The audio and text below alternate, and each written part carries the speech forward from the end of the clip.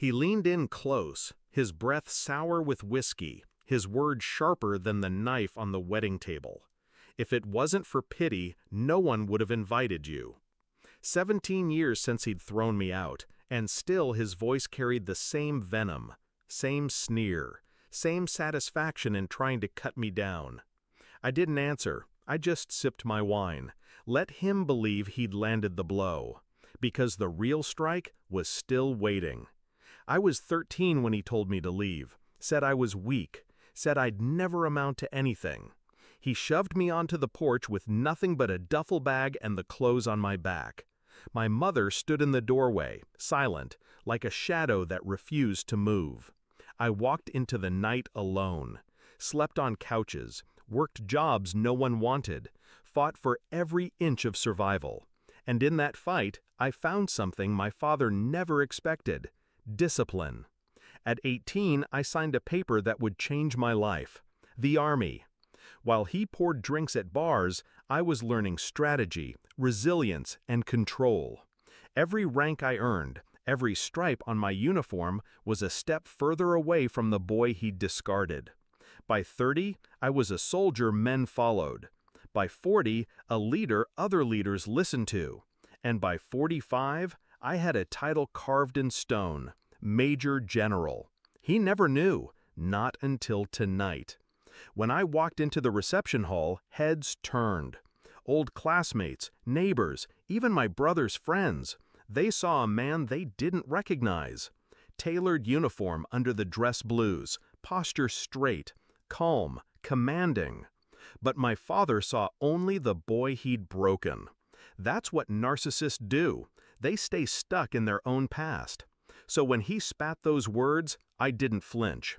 I let them hang in the air, heavy, petty, beneath me, because the room was about to shift. The bride, my brother's wife now, rose with the microphone. She tapped the glass, her voice bright and warm. "I'd like to make a toast," she said. "Not to the groom, not to me, but to someone in this room whose story deserves to be honored." The crowd murmured. Glasses stilled. My father's smirk grew. He thought she meant him. Then she turned. Her eyes found mine.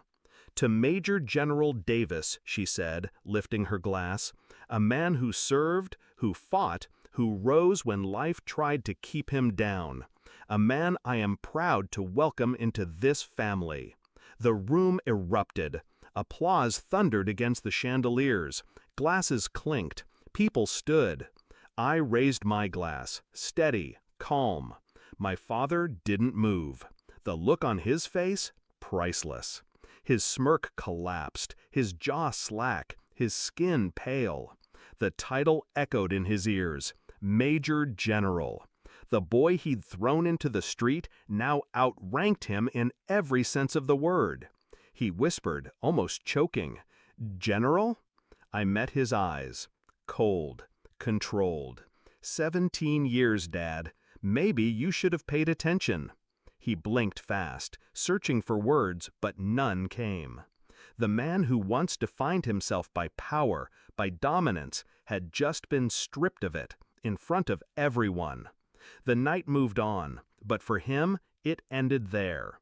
Every laugh, every cheer in my honor was another nail in the coffin of his pride.